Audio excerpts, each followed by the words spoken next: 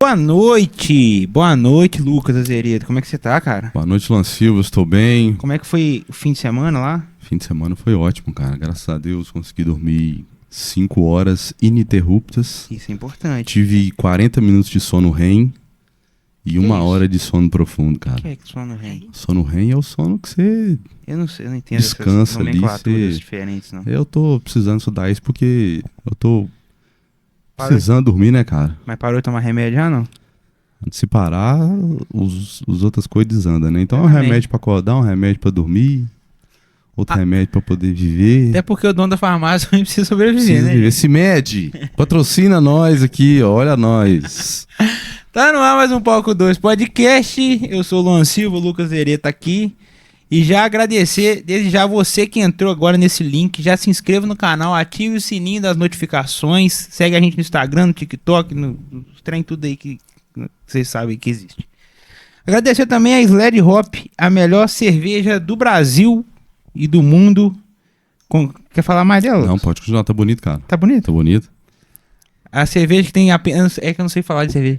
A cerveja que tem apenas 3 ingredientes é água, malte e lúpulo.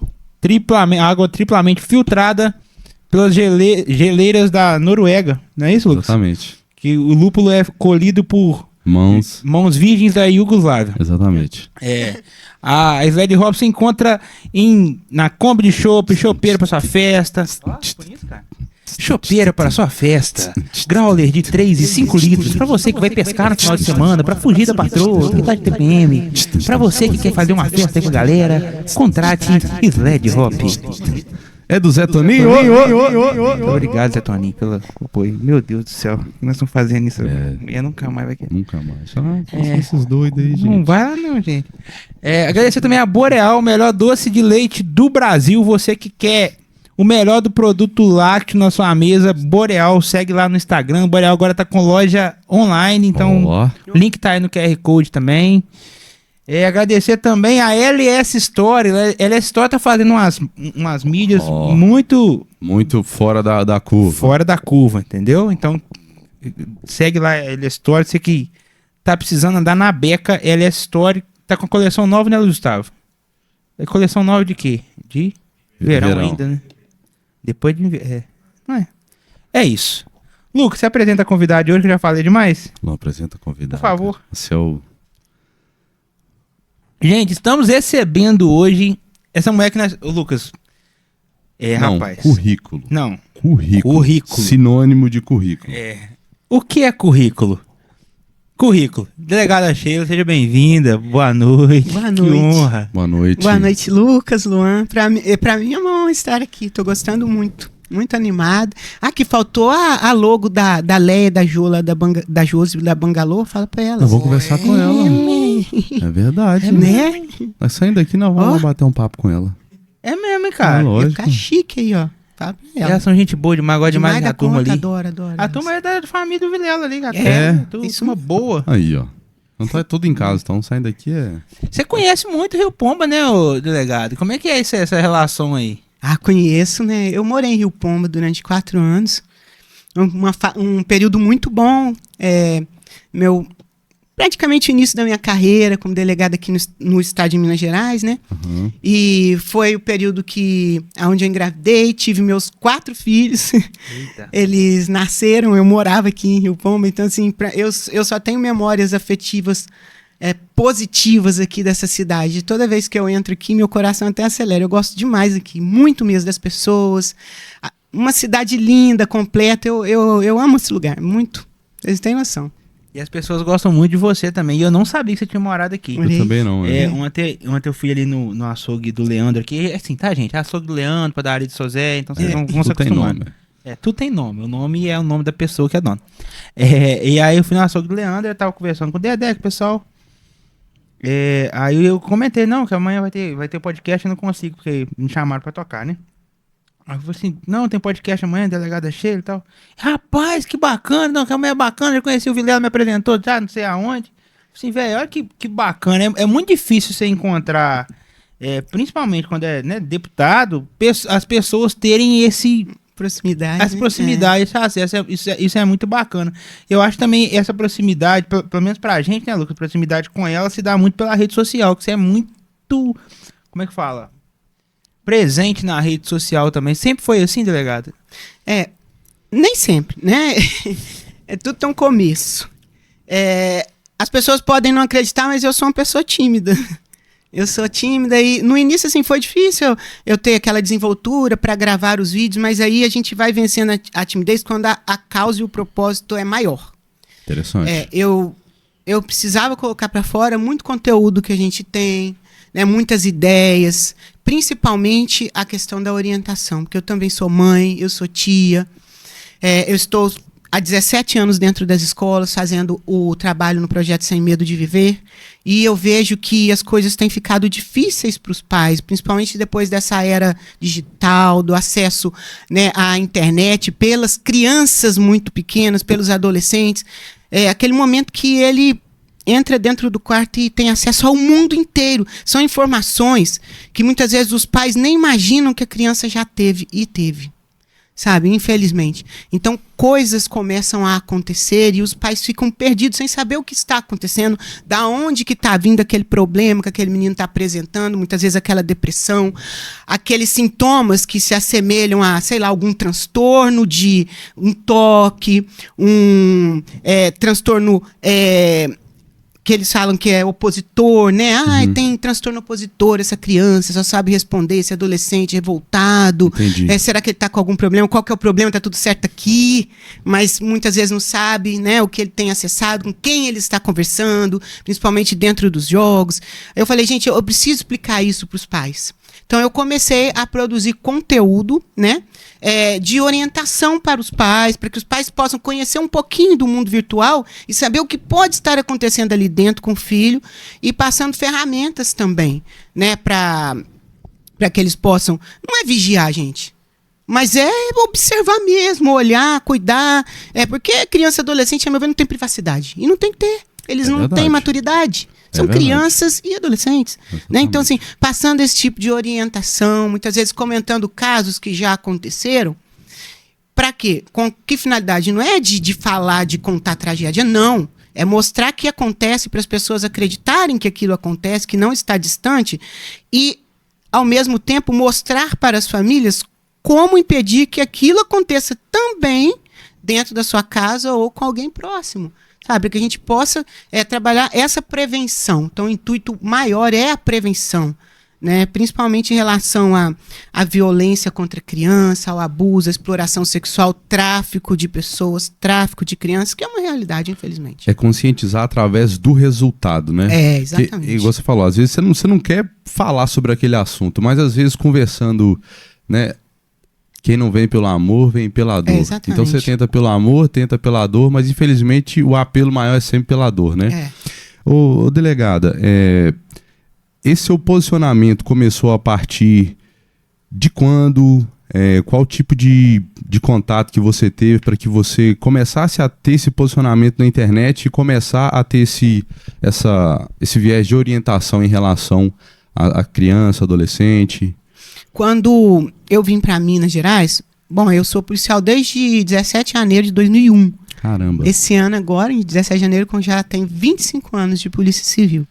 Só que praticamente 6 primeiros anos eu trabalhei no Rio de Janeiro. Então lá eu trabalhava numa área mais pesada, mais operacional, trabalhei na Zona Oeste, depois trabalhei um tempo em Bangu, depois eu fui para Belfort Roxo, para Delegacia de Repressão a Homicídios da Baixada Fluminense. Fiquei por lá 4 anos, até passar no concurso para Minas Gerais e vim para cá em 2006. E Rio Pomba realmente foi a primeira cidade que eu morei, aqui no estado de Minas Gerais, e fiquei por aqui no início da carreira. Quando eu cheguei aqui em Minas Gerais, como delegado, então eu já comecei a ter acesso a outras áreas, que não só a área ali de repressão ao tráfico, de repressão ao homicídio, eu comecei a ter contato com áreas mais sensíveis.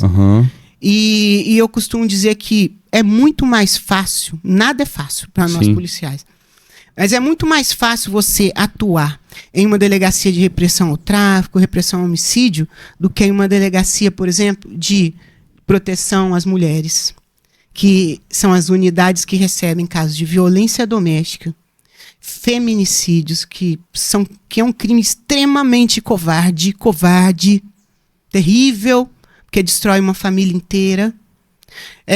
Ali você atende casos de abuso, exploração sexual infantil. Sabe? Então, é uma unidade muito pesada, muito difícil, e eu fiquei chocada com as coisas que eu vi, com as coisas que eu ouvi. Eu falei, chegou um momento que eu pensei, a gente tem que fazer algo mais.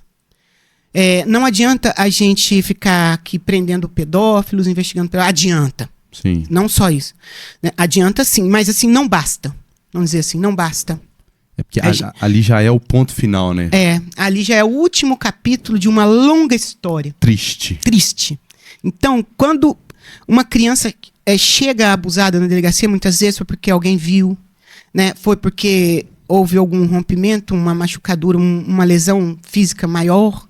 Mas essa criança, muitas vezes, já estava sendo abusada há anos, há bastante tempo, de forma lenta, de forma gradativa, sabe? Dentro da própria casa, na maioria das vezes. E a gente precisa trabalhar a prevenção, porque a gente precisa também ensinar aos pais que esses assuntos, principalmente em relação à educação sexual, precisam ser falados, sim. Quebrar esse tabu de não falar sobre certas coisas com os filhos. A gente precisa passar isso para os pais, porque isso é prevenção. E a gente precisa ensinar de forma correta, didática e apropriada para cada faixa etária, para as crianças e os adolescentes, que o corpo é só dele, que o seu corpo tem limite, que o seu corpo tem valor, que ninguém tem direito de violar a sua intimidade. E ensinar desde o início o que é intimidade. Quais são suas partes íntimas? Por que é importante você cuidar das suas partes íntimas? Conhecer o nome correto. Quem é o abusador? Quem pode ser o abusador? Como que esse abusador age? Será que ele vai cumprir aquilo que ele promete, as ameaças? Porque o abusador ameaça. Ensinar isso para a criança, que ela precisa de coragem. A mensagem central que a gente leva é coragem. Não acredite em quem te machuca. Você tem que ter coragem, porque tem gente para te defender. Mostrar a rede de proteção, que tem que falar a verdade. Então, assim, esse tipo de coisa, eu falei, tem que ser feita. Foi quando eu comecei o projeto Sem Medo de Viver. Não comecei sozinho, um grupo de outros colegas também, policiais, participaram, então alguns que continuaram. E hoje, com a minha equipe, eu continuo fazendo esse trabalho já há 17 anos.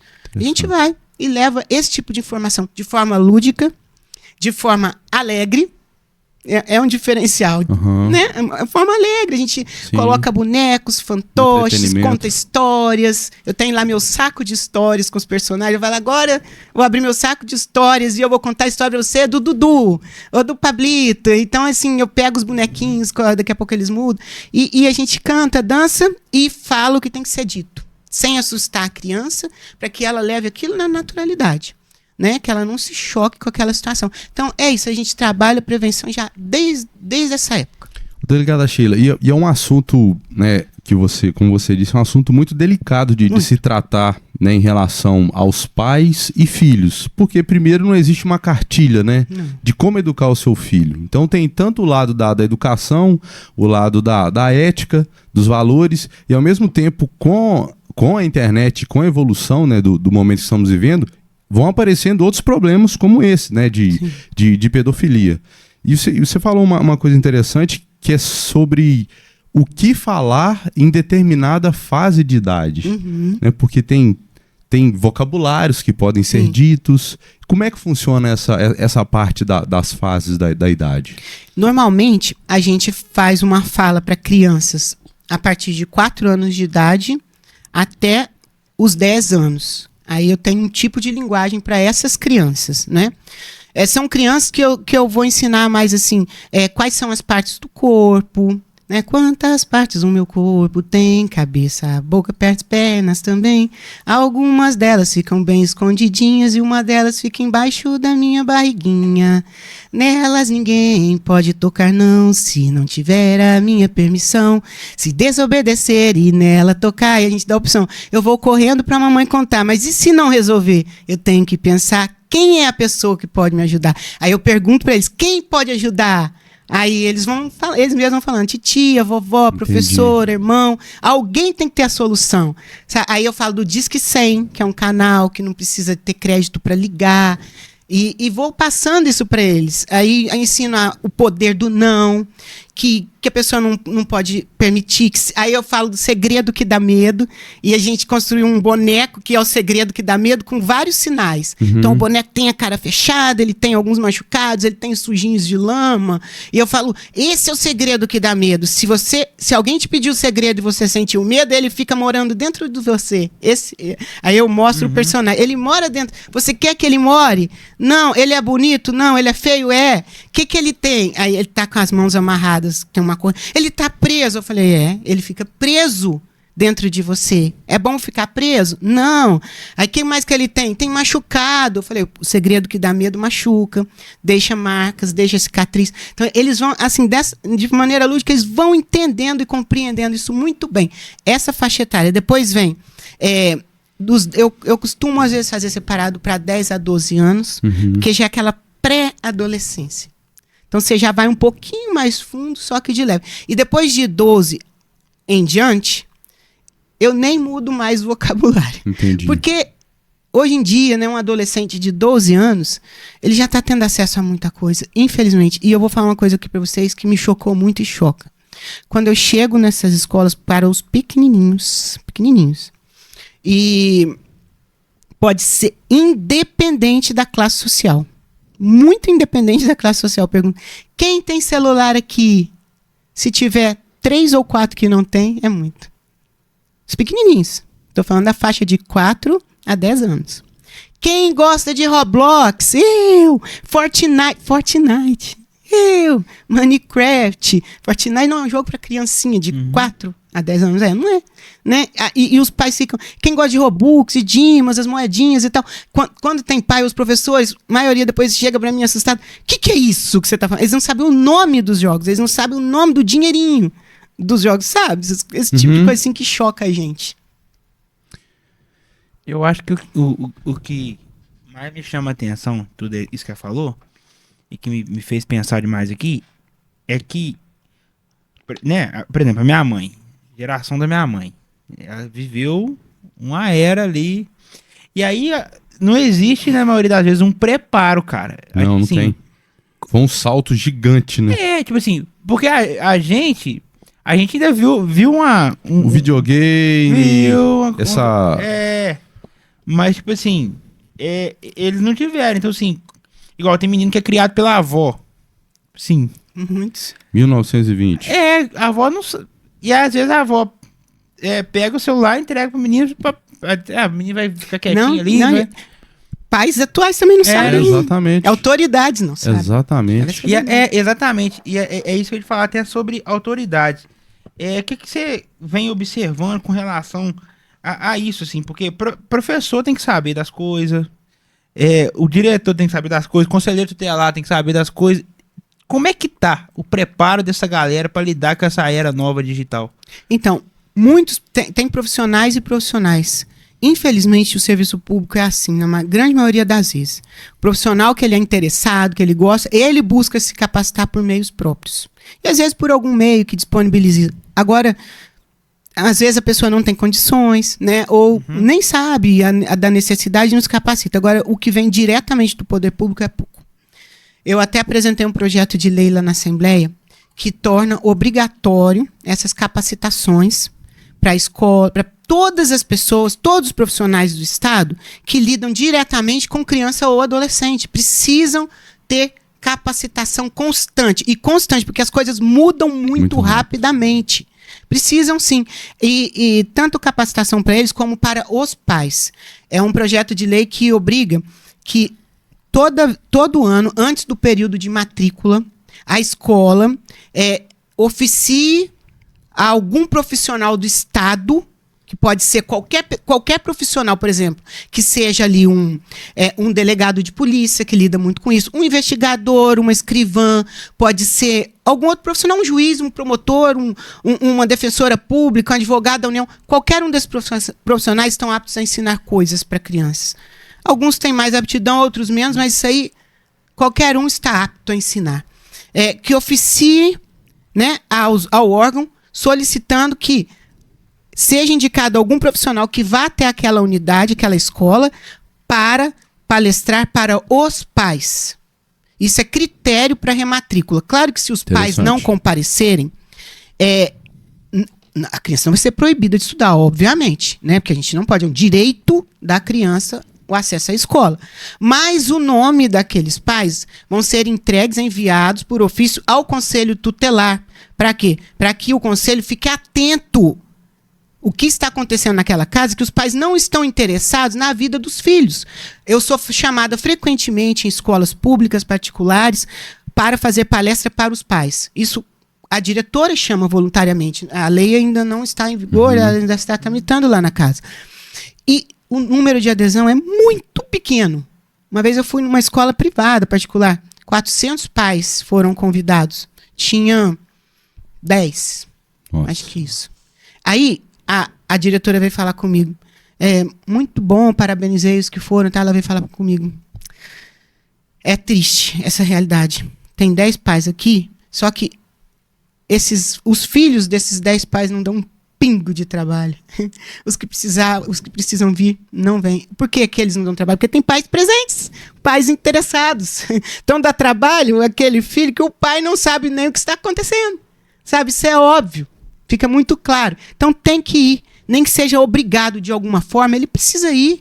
Precisa acompanhar a vida do filho. Como assim, né? Então a gente, né, vai fazendo aí, buscando na lei e tal. E eu acho que todo mundo tem que vestir a camisa, né, para lutar contra essas coisas e contribuir com um pouco mais, principalmente o servidor público. Contribuir um pouco mais para a prevenção também. O que você acha que coloca mais a criança em risco hoje? É a internet ou esse abandono do pai, assim, a falta de interesse do pai? Eu acho que realmente é a falta de interesse de muitos familiares, sabe? Porque eu não sou contra a evolução tecnológica, nem que acontecer. Como assim? A gente não pode parar o mundo, a gente não pode... Eu sou contra proibições. Agora, se você se propôs a ter um filho, você tem que observar o que ele está fazendo, o que ele está consumindo, procurar saber. Hoje é tão fácil. Saber das coisas. Né? Responsabilidade, é isso. As pessoas têm que saber que filho dá trabalho. Muito, muito, muito trabalho. Então, antes de se propor a ter um filho, saiba que você vai ter trabalho. Não adianta. Sabe? Muitos pais não sabem nem com quem que o filho conversa, não sabe aonde ele entra na internet, o que está acontecendo. Não é difícil saber. Tem gente que fala assim, mas eu não sei nada disso. Sabe entrar no Google? Entra lá no Google, agora tem até a inteligência artificial do Google, o Gemini. Entra lá no Google e pergunta, meu filho tem um aplicativo aqui chamado Discord. Aí você entra lá, o que é Discord? Isso é seguro para um adolescente de tal idade? Ele vai te falar tudo. Experimentem. Vai te falar tudo. Das panelas, dos grupos de ódio, de tudo que existe ali dentro. Ele vai te falar. Então é legal ter? Exclua. Não, exclua agora. Vai ficar com raivinha 2 segundos? Vai. É sua obrigação. E acaba que, principalmente na adolescência, existe esse movimento, né, das modinhas. Né? Eu jogo isso aqui, eu jogo aquilo ali, eu tô no Discord. E às vezes, tipo assim, se você não tá naquele ambiente, você é meio que excluído, né? Aí entram os pais, né, com a responsabilidade para poder tirar isso deles, aí cria essa briga. Você é um pai muito ruim, que não sei o que lá. Só que é um mal necessário. É um mal necessário. E nem isso assim, o adolescente eu também já fui, vocês já foram, vê se eu não tô certo. A gente fica bravo na hora, não fica? Fala um monte de desaforo, eu te odeio, eu isso e aquilo, né? E os pais acreditam, claro que o filho não odeia os pais. Pode até ter raiva do pai, por exemplo, aquele pai que bate na mãe, aquele pai que enche a cara de droga, chega em casa enchendo o saco, né? De bebida também. Aí tudo bem, né? O filho pode até criar. Agora, porque você está preocupado com ele, porque você está educando, né? Porque você está tentando ensinar e acertar, não fica não. Fica só na hora, 2, 3 dias, depois esquece, vai arrumar outra coisa para fazer. É assim que funciona. Porque o filho precisa ter autoridade dentro de casa. O pai não é amigo de criança. Amigo tem a mesma hierarquia horizontal, pensa igual, vai concordar com tudo que ele faz, que ele fala. Você vai querer ter um amigo que discorda do que você fala? sendo bom ou sendo ruim, então não é seu amigo.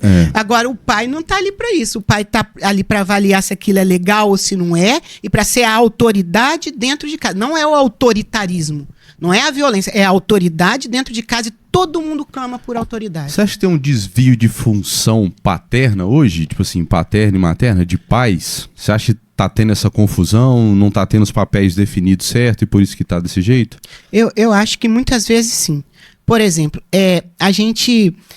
eu tô com 47 anos, eu apanhava muito quando eu era criança. Nossa, mas de cinta, de chinelo. Falar isso pra minha mãe, ela fala, jura por Deus que é mentira. Fala que eu sou mentira. Mas eu lembro. Mas nem por isso eu tomei raiva da minha mãe, não. Eu sou contra a violência. Não vai, né? Eu sou contra. Não tem necessidade de bater em criança, nem adolescente. Mas eles aprenderam assim, já passou. Se ela tá falando que é mentira, porque, coitada, ela deve ter um arrependimento de ter feito isso. Sério. Mas era uma educação autoritária. A gente não tinha direito à fala, né? Quando um adulto está falando, você cala a boca. Não se mete porque você não sabe de nada. O dia que você tiver seu próprio dinheiro, você vem dar palpite aqui em casa. E é verdade. De certa forma é verdade, você não sabe de nada. Então, aí eles falavam muito assim, e as crianças não participavam de... Hoje em dia, muitos pais, principalmente os pais da minha geração, que são pais de adolescentes, já indo para jovem, até os mais novos que eu um pouco, migraram dessa educação muito autoritária para uma educação muito permissiva. Eles falam, eu sou contra tudo aquilo que fizeram comigo. Então, por isso, agora eu vou ser muito diferente. É uma retratação, você acha? Mas não ainda está faltando assim, um meio termo, sabe? Entre aquela questão de agressão, de violência, e essa permissividade toda. O filho fica muito à vontade, o filho tem privacidade, eu não posso contrariar, sabe? Eu acho que é muito isso. É muita permissividade e muito comodismo também, é mais fácil, né? Sim. E falta de conhecimento também, dos pais saberem o que acontece. E falta de conhecimento mesmo. Se perguntar para minha mãe, quando eu era criança, eu e meu irmão, eu tenho um irmão que é 1 ano só mais velho que eu, a gente é unha e carne, né? Você tá uma bagunça em tudo. Aí, a gente tinha um videogamezinho que meu pai comprou pra gente, que tinha aquele joguinho Atari, o Pac-Man, que a gente chamava de Come. Então, a minha mãe, na cabeça dela, videogame é aquilo lá. Qual que é o perigo? Nenhum. O mais perigoso que eles acham é quando vê aqueles negócio de tiro, bomba, um matando o outro no joguinho, elas ficam apavoradas lá na tela. Mas o que ela pensa na cabeça dela?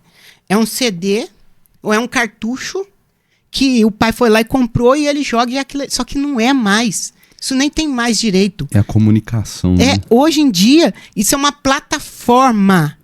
Os jogos são plataformas, onde o criador cria aquela plataforma, disponibiliza, só que os usuários podem modificar o que tem ali dentro. E eles têm modificado para coisas terríveis. O Roblox, que a criação inicial técnica, assim, aparentemente era para crianças, adolescentes, menores e tal. Hoje em dia, você vai ver ali dentro, tem cada coisa assim, bizarra, absurda. Assim, coisa assim, demoníaca. Tem muita coisa demoníaca, tem muita coisa incentivando tráfico de drogas. Job, tem um jogo, as primas do Job. Job, né? Prostituição. Aonde a criança tá lá, criança de 6, 7, 8 anos tá lá jogando, aí coloca roupinhas de prostituta na personagem, a personagem vai fazer programas de cunho sexual, com imagens e tudo, ganhar o dinheirinho pra passar de fase. Entendeu? Então, assim, tem isso lá, e as crianças são os mods. Apareceu pra mim um tal uma mãe falando sobre o tal do baile do urso. Isso, também. Que tem no Roblox, que é isso, cara.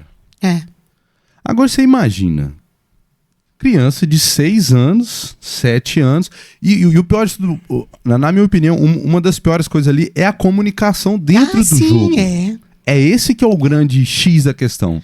Porque, primeiro, pela imagem começa a normalizar, né? Como vai repetindo, aquilo vai se tornando normal. Então vou fazer um job aqui e vou ganhar um dinheiro. Aí começa ali no mundo virtual. Aí acaba isso ficando normal e pode trazer isso pro mundo Físico. Ela tem um chat de conversas, muitos pais nem sabem disso. E pior, antes só as crianças que sabiam ler e escrever estavam sujeitas a cair nas garras criminosas. Agora eles lançaram um chat por voz. Então Acabou. Você conversa, né, com a criança por voz. E eu até postei, tá até fixado no meu perfil do Instagram, que é o @delegada_Sheila, uma simulação da menina que simulou uma criança conversando com outra criança e aliciando de fato a criança, fazendo pedidos ali que não são legais.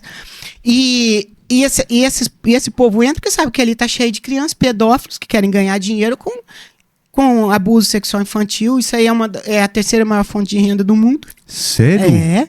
A prostituição infantil, a pornografia infantil, a pornografia em si, isso é tudo dominado pelo crime organizado. Até a máfia italiana já migrou para a indústria da pornografia, principalmente a pornografia infantil. Caramba. E o nosso país é um dos primeiros colocados no ranking mundial de países que mais produzem pornografia infantil e compartilham. Mentira. É assim. Então, eles querem isso para ganhar dinheiro, querem enganar a criança, alguns para satisfazer os doentes, pedófilos, para satisfazer a própria lascívia. Mas a grande maioria hoje, pessoas que nem têm interesse sexual por crianças e adolescentes, estão ali aliciando para pegar aquele conteúdo para vender para a indústria da pornografia. A gente tem, recentemente, o FBI fez uma grande prisão, né, e bloqueou uma plataforma chamada Kidflix, que é como se fosse a Netflix, mas da prostituição, da pornografia infantil. Mentira! Ali dentro... foram mais de 80 pessoas presas no mundo. No momento que a Interpol, né, interveio ali na plataforma, haviam 2.000 pessoas assinando. E caríssimo. Muito dinheiro. Para assistir, sabe o quê? Tinha 91.000 vídeos de abuso sexual infantil. E mais de 6.000 horas seguidas de vídeo de abuso sexual infantil. Isso aí, para quem quiser pesquisar no Google, Kidflix, aí coloca lá Kidflix, Interpol, vai ver. Então, são coisas assim que são chocantes, sabe? E é assim que começa. Foi o que você falou. Eu tô lá no Roblox, tô jogando as primas do Job. É legal tirar a roupa, tal, parada. Aí, vem um marmanjo lá, que se passa muitas vezes por adolescente, ou criança, ou outra pessoa, coloca outra fotozinha no perfil dele, começa a conversar com a criança e tal, e puxa aqui, puxa ali. Será que aquela parte da pessoa é igual assim? Não. Vamos, manda aqui, aí daqui a pouco já tá apaixonado, daqui a pouco já tá mandando a foto, a criança manda, e manda mesmo, tá? Em troca de alguma coisa. Eu vou te dar moeda do jogo, ali no caso deles ali, Robux. Eles querem as moedas, porque esses jogos viraram como se fosse um jogo de azar. Eles que virou. Porque eles vão deixando você jogar ali gratuitamente até um certo ponto. Aí, como você joga com muita gente, as pessoas que normalmente jogam com você, normalmente os criminosos fazem isso, eles vão comprando os Robux, passando de fase, e vai fazendo inveja pra criança, e a criança vai se sentindo diminuída. Aí que começam as ofertas. Não, eu quero também. Pede pra mãe, eu não tenho dinheiro pra jogo. Tem que pôr o cartão de crédito lá. Eu não vou pôr meu cartão de crédito no jogo, sabe? Eu nem tenho mesmo. Aí, o que eles fazem? Aceitam, né, de presente lá os Robux em troca das fotos, das imagens, de abrir a câmera e tudo mais. Aí, a partir desse momento é que começa, né, a extorsão, as chantagens, a conversa muda de tom, as ameaças. Se você não mandar mais, eu vou enviar isso aqui pro seu pai, pra sua mãe, pro grupo de WhatsApp da escola. Eu vou matar sua família inteira, eu vou pôr fogo na sua casa, eu sei onde você mora, porque a criança já contou tudo. Né? Então, isso tem acontecido assim, gente, toda hora. É o dia inteiro, todo dia. Todos os dias. Caramba, cara. Foi por causa de... Gente, eu tô aqui assim... Porque eu sou igual velho, eu não fico olhando, né? Dá tempo. Mas foi por causa desse jogo aí que o pessoal tava ameaçando o Felca lá, por causa de... Também, foi nesse jogo, né, que as crianças estavam falando. Porque aí teve a lei Felca, Nem a lei Felca, né? Que eles falam lá. É o ECA Digital, foi aprovado no Congresso, porque infelizmente no nosso país é assim, né? Só quando as coisas desandam ou que alguém famoso denuncia, aí eles vão tomar algum tipo de providência a toque de caixa. Porque tinha várias legislações com esse mesmo conteúdo tramitando lá há anos, e tem ainda, e não acontece nada. Aí fizeram, mas ainda bem que fizeram, aprovaram, e proibiram o Roblox de deixar aberto para crianças menores de 16 anos. Isso já era. Tecnicamente, já não pode. Essas plataformas nenhuma são para crianças menores de 13, 14, 15, 16 anos, a maioria maior de 16 anos, e tem o aviso lá, só que os pais desconsideram, e nem sabem. A criança mente a idade, coloca documento, os pais muitas vezes, mente a idade mesmo, e entra. Acesso que não tinha nenhum tipo de controle.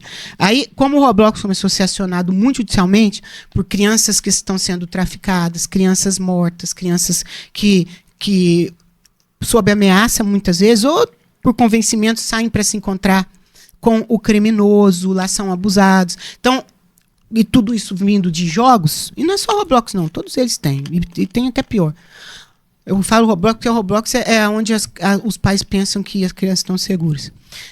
O nome é bonitinho, a imagem, né? Aí, eles ficam ali dentro e tal, e não tem nenhum tipo de conferência. Aí agora eles puseram um sistema de reconhecimento facial. Não pode acessar menores de 16 anos. Precisa colocar um rosto compatível com um adulto para poder abrir o jogo. Uhum. Só que o chat continua do mesmo jeito, né? Entendi. Tem pais... Não, você não vai acreditar. Tem pai e tem mãe que tem a coragem de colocar o próprio rosto para abrir jogo para filho. Se a própria plataforma está falando isso não é seguro para menor de 16 anos. Não é. Se é pai, se é mãe, você vai lá colocar sua cara para deixar seu filho, porque ele está fazendo birra, entrar numa plataforma. Gente, isso é o fim do mundo. Tem que pegar um pai e uma mãe dessa e dar uma coça. Sem brincadeira. Essa plataforma devia ser proibida para maiores de 16 anos, não? Eu acho também. Isso de porcaria tinha nem que existir. Porque, tipo assim, eles são os causadores, né? Os maiores de 16 anos que estão causando esse negócio todo. Exatamente. Proíbe pra quem tem cara de criança. adulto. É mesmo. E deixa só criança. Então, é mesmo. Olha que ideia. Ué.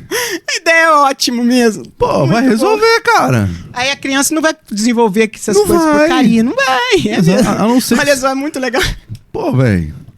Resolveu o problema. Top, Lucas. Pelo amor de Deus, cara. Como é que rastreia essa galera, cara? Não, você sabe o que é mais interessante na minha opinião? Bicho. Porque que acontece? Hoje a gente tem IA, né? E a gente tem IA de análise de voz.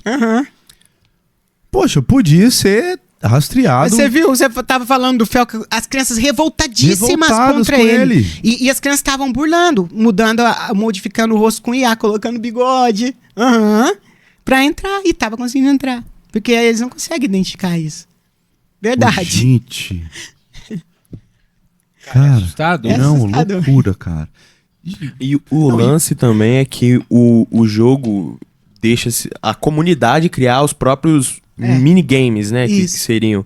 Então, tá aberto pra qualquer um fazer um tipo de jogo que nem falou do Job, saca? Então, além do predador que tá lá pra conversar com uma criança, tem o cara que tá criando um jogo que uma criança de 7 anos pode entrar e...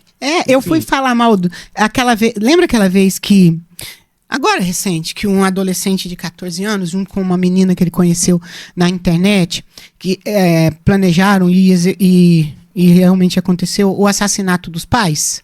Menino de 14 anos. Não, a nova... Ele matou o pai de forma brutal, a mãe, jogou a mãe viva dentro da cisterna para pegar o dinheiro do fundo de garantia, como se ele fosse conseguir sacar o dinheiro, e viver um amor com essa namorada que mora no sul do país.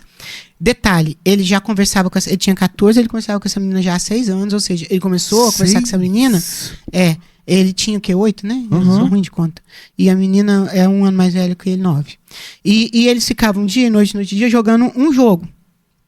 Eu não me lembro o nome do jogo, mas era um jogo onde o personagem era um caso de incesto. Eram 2 irmãos que se apaixonaram a história do jogo central. 2 irmãos que se apaixonaram e mantinham, né, um relacionamento amoroso, mas a família não queria, então era um namoro proibido, e esses personagens fizeram exatamente isso que ele fez para eles viverem a paixão.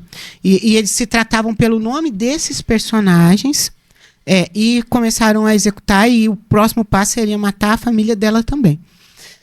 Ele está apreendido, ela foi apreendida lá no estado e tal, descobriram por causa do jogo. Aí eu fiz um vídeo nas minhas redes sociais falando isso do jogo e tal. O que teve de marmanjo entrando lá e falando assim, não, jogo não faz isso com ninguém não, eu jogo há já não sei quantos anos e nunca pensei em fazer. Cara, mas não é todo mundo. E outra, olha, aí eu respondi, olha a sua idade, eu tô falando de criança, cara. Tô falando de criança de 6 anos de idade vendo um negócio desse. Necrofilia. O jogo também era necrofilia. Comer a carne dos pais lá era. Um negócio assim, bizarro, sabe? Isso foi... Eu tenho certeza que foi afetando a cabeça dos dois. Claro que a pessoa já tem que ter um traço de maldade, né? E tal, mas a gente não sabe. Isso aí só a psiquiatria que vai explicar, né? Mesmo assim não consegue explicar, né? De forma assim contundente, mas tudo contribui, né? Principalmente para a formação do caráter da pessoa. Como assim? Além do dinheiro, né? Que você comentou que é um mercado que é o 3º maior do mundo, né? É sim. Você acha que tem mais alguma coisa, tipo assim, muito obscura por trás? Um plano de uma nova ordem mundial? Porque é loucura, cara. Pode loucura ter, né? Pode existir. Agora, tem se divulgado muito esse caso do Epstein, né? Isso. Está sendo divulgado demais, tem vazado aí, milhares de arquivos, coisas assim, absurdas e bizarras. Ontem eu parei para dar uma olhada nisso, eu fiquei chocada. Né? Aí muita gente quer achar a citação de um nome que seja brasileiro e tal. Não precisa isso. Isso acontece aqui, citação. Porque os nomes são citados normalmente porque mandou um e-mail pro cara. O cara era influente, era financiador de negócios. Então todo cara rico, importante, políticos, vão ter o nome citado em algum momento nos documentos do cara, nos arquivos, nos contatos. Isso não quer dizer nada. Agora, que tinha uma rede criminosa gigantesca, porque foram anos e anos e anos de abuso, de prostituição, ia para uma ilha, festas, orgias, levava só meninas, meninos menores de 16, 17 anos, né? E ali eles eram abusados em troca de pequenos, de roupa de grife, de telefone celular, de iPhone, essas coisas, de pouco dinheiro e tal, pessoas que iam enganadas, às vezes, para trabalhar como modelo, para... o tráfico, né, de seres humanos ali envolvido, enganam até pela internet, as pessoas vão lá, chega lá, é outra história. Aí as pessoas acham, mas eles querem que tenha alguma coisa ligada ao Brasil, e não tem necessidade. Isso é exatamente igual ao Brasil. Por trás daquele cara tinha muita gente, sim, tinha um esquema, sim, tinha todo um aparato, uma indústria por trás, talvez até alguma indústria cinematográfica voltada para pornografia, até para pornografia infantil. E aqui no Brasil não é diferente não, gente. Isso acontece assim a larga escala. Meninos são abusados em troca de pouquíssima coisa, dentro de casa. A grande maioria dos casos que a gente conhece de abuso, exploração sexual, acontece dentro de casa, que é o que a gente tem registrado, que eu acho que é o que mais, assim, vaza. Mas a gente sabe que o que a gente tem registrado não representa 10% dos abusos que realmente acontecem no país. Isso é fato. Isso aí todos os especialistas dizem, e eu acredito, não representa 10%. Tá? E a gente sabe que a cada 6 horas, uma criança ou adolescente é abusada sexualmente no Brasil, isso registrado. Caramba. Isso registrado pelo Disque 100, pelas delegacias de polícia, pelos hospitais que atendem inicialmente. Então, o que tem de diferente no Brasil? A gente tem que se chocar também com as coisas que acontecem aqui, né? E acontece muita coisa aqui. Famílias, e que eu já ouvi isso na delegacia várias vezes, mas não quero denunciar, já passou, não vai mais ter contato, vai destruir o nome da família, como assim? Como que eu vou falar isso para os outros? Como que eu vou explicar? E a vítima?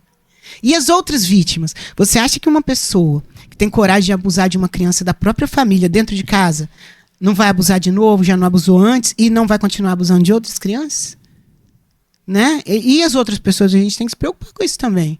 Né? Tem que saber. Então, são casos que não estão distantes da gente, estão mais perto do que a gente imagina. E quem quiser entrar lá no meu Instagram, quando eu posto casos assim, leiam os comentários.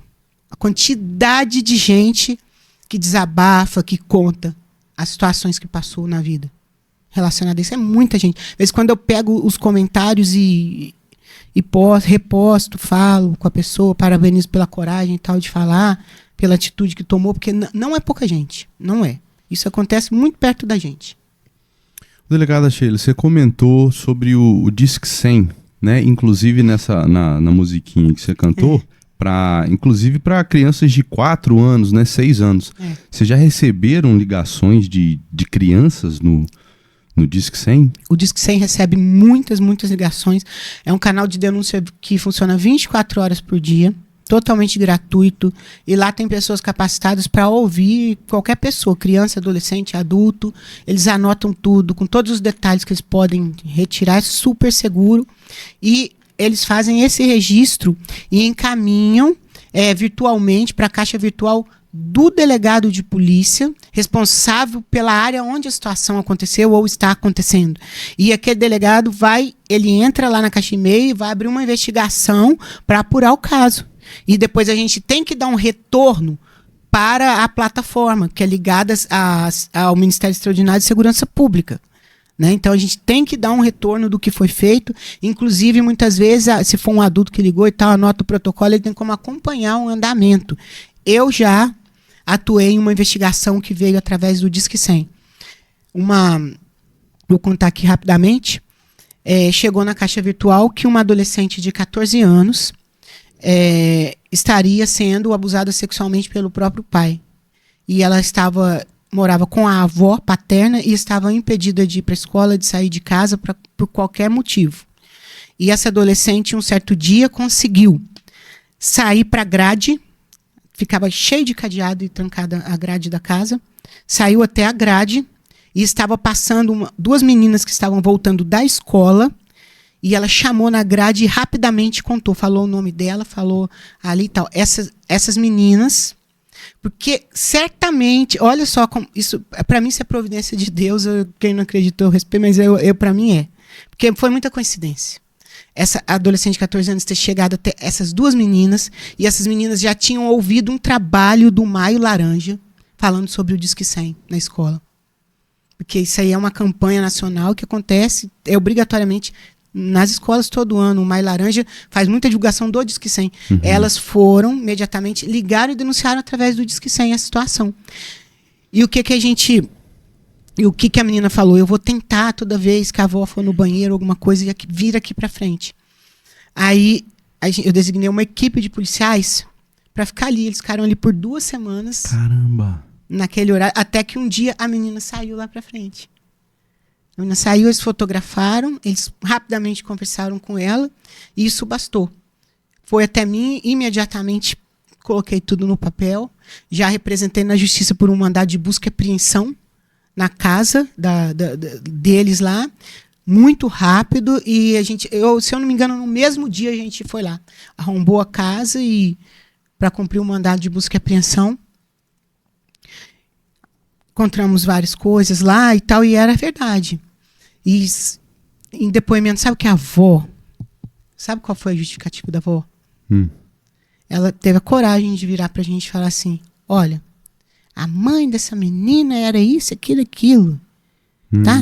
Ela pegou, foi embora, largou meu filho aí, ó, de qualquer jeito, agora tá morando aqui em casa, nunca mais deu as caras, deixou a menina pra eu criar. Isso já tinha uns 3 anos, tá, gente? Que a menina tava ali. Nossa. E aí o pai lembra da mãe e ficou atraído por ela. E já que a mãe não quis ser mulher dele, que ela seja. Caramba. Assim, por Deus. Já que a mãe, isso aí é a mamãezinha que faz tudo pro filhinho, né? Até oferecer a própria neta. Gente, não, isso assim, a gente ouve coisa que na hora, assim... Dá vontade, não?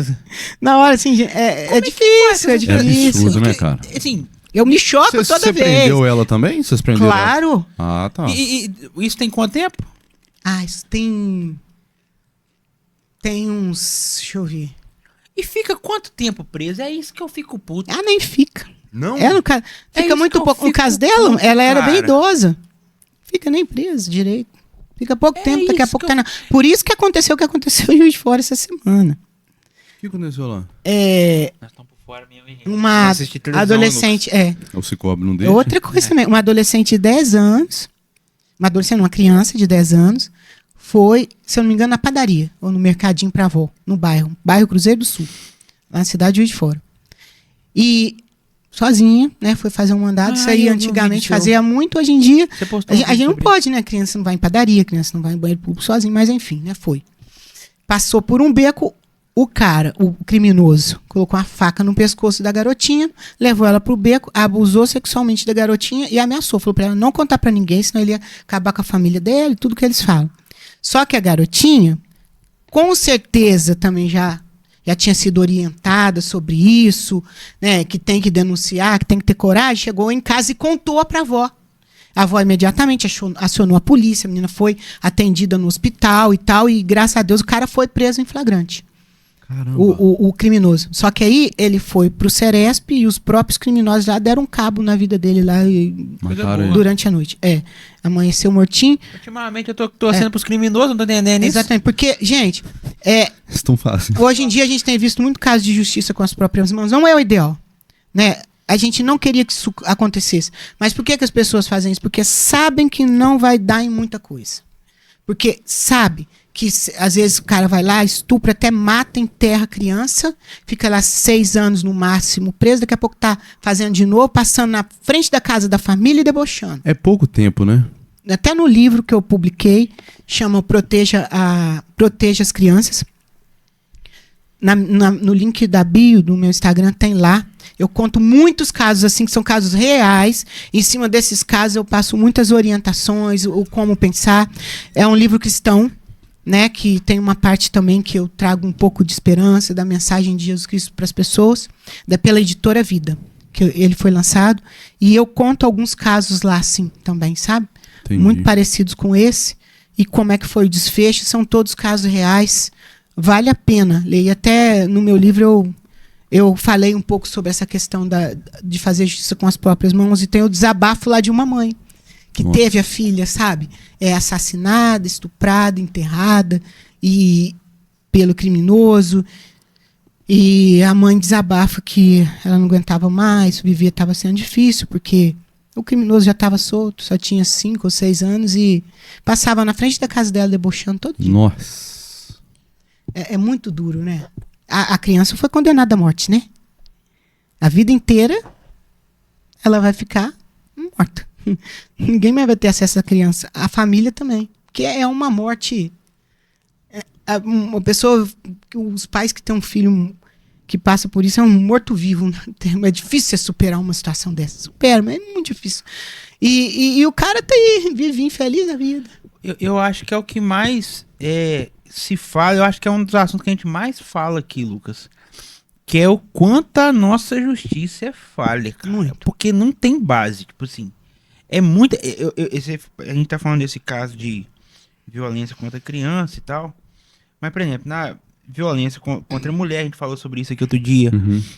Às vezes a mulher é perseguida, mas não tem vida. O cara, tipo assim, a justiça só vai empurrando aquilo, E muitas vezes, no meio desse caminho, que a mulher tá correndo atrás ali, acontece feminicídio, acontece uma coisa no meio do caminho, porque não deu tempo de. Demais. E o cara não vai preso, bicho. Toda hora é uma covardia. O Brasil é o país que mais mata mulheres no mundo. Então, tipo assim, tá? O que tem que ser feito? Assim, tem que reformular essa lei completamente, porque realmente... Eu queria entender esse cálculo, né? Tipo assim, uma vida por 6 anos. Eu fico tentando entender também. É o seguinte, eu sou super a favor da prisão perpétua para esses casos. Principalmente pessoas que são comprovadamente psicopatas. Pessoa que isso não tem cura. Psicopata nunca vai se tornar uma pessoa nem melhor. Porque ele não tem sentimento. Ele não tem sentimento, ele não tem empatia, já nasce assim. Sabe? E nem todo psicopata é assassino em série, não. Psicopatas são golpistas emocionais, são pessoas que sentem prazer com a destruição alheia, são grandes empresários que causam aí grandes desfalques, essas coisas. E tem também os que são assassinos, os que violentam e abusam de mulheres, de crianças. Isso não tem explicação. Essas pessoas não podem conviver em sociedade, porque ele vai fazer de novo. Então, precisa sim de uma prisão perpétua para essas pessoas. E a gente precisa de um Congresso mais atuante na área criminal. Melhorou muito, não posso falar que não melhorou. Entraram lá de 2018 para cá muitos profissionais da área de segurança pública, profissionais que gostam também dessa pauta. O Charles mesmo, meu esposo, foi deputado federal lá também, me ajudou muito, né, com tramitação de projetos que a gente não tem alcance aqui a nível estadual.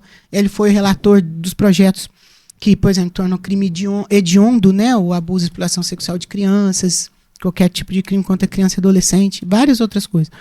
Agora a gente precisa de gente lá, sim, e a gente precisa também de parar com essa pouca vergonha, porque lá é dividido aqueles que querem realmente reprimir o crime e aqueles que querem passar a mão na cabeça de bandido. Então, ao longo dos anos, como a segurança pública ficou muito ausente da produção legislativa, entram muitas ONGs ligadas ao falso direitos humanos, que eu sou a favor dos direitos humanos, eu não sou uma pessoa contra.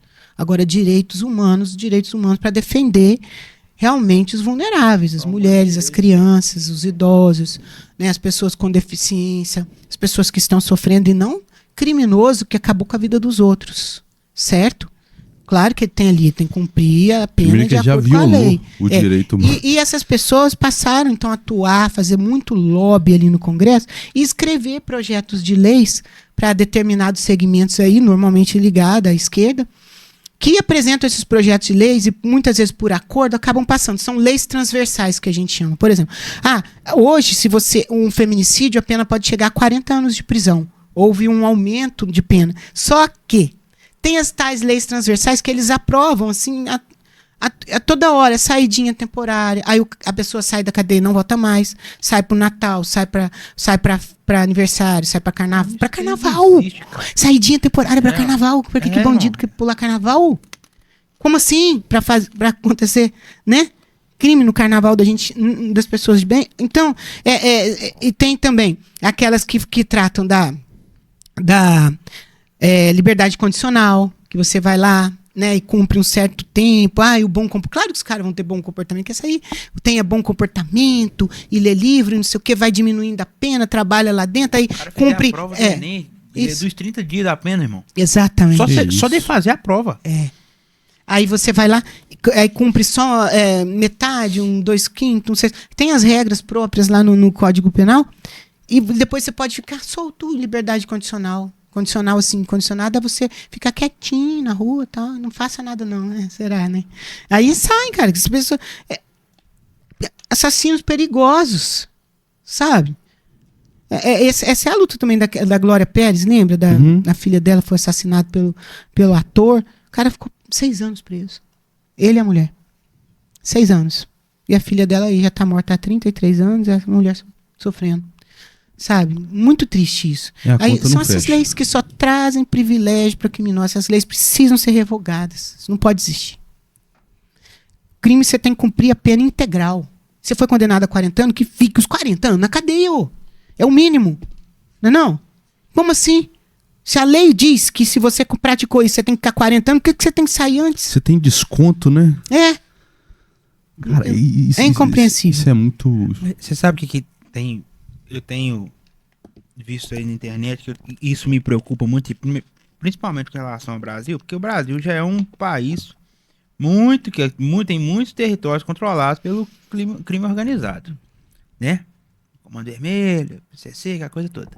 E aí, cara, o que acontece? Nesses lugares controlados, certo tipo de crime não passa. A galera consome com o cara ali. Tem lei. E aí eu tenho visto um movimento, até agora que esse negócio dos meninos lá com o cachorro lá e tal, um movimento da galera, mas uma hora o comando acha eles, uma hora... Então assim, que foi o que aconteceu no México. O México, os cartéis foram botando lei no lugar, controlando... Chegou uma hora que a própria população começou a ser a favor do cartel. Aí os cartéis começaram a crescer, ficar fortes, começaram a brigar entre si. Aí o trem desandou pra caralho. Mas o que mais me preocupa no nosso país é que a falta, né, do Estado impor pena severa tá fazendo com que A população olha pro crime como uma coisa boa, cara. Exatamente, vale a pena. Inversão de valores. O crime compensa? É aquela pergunta, compensa? Qual o custo do crime? Por exemplo, eu tenho um inimigo, eu vou matar. Pode ser que eu não seja descoberto. Mas, pô, eu não vivo, esse cara tá me prejudicando demais, eu não posso... Aí vamos supor que ele fala, eu posso ser pego ou eu posso não ser pego nunca, né? Mas e se eu for pego? O que vai acontecer comigo? Eu vou ficar lá, sei lá, 2, 3 anos? 6? Vale a pena. Entendeu? Vale a pena. E depois eu vou ficar mais 30? Entendeu? Qual que é o custo do crime hoje no país? Eu tô falando, tá barato, né?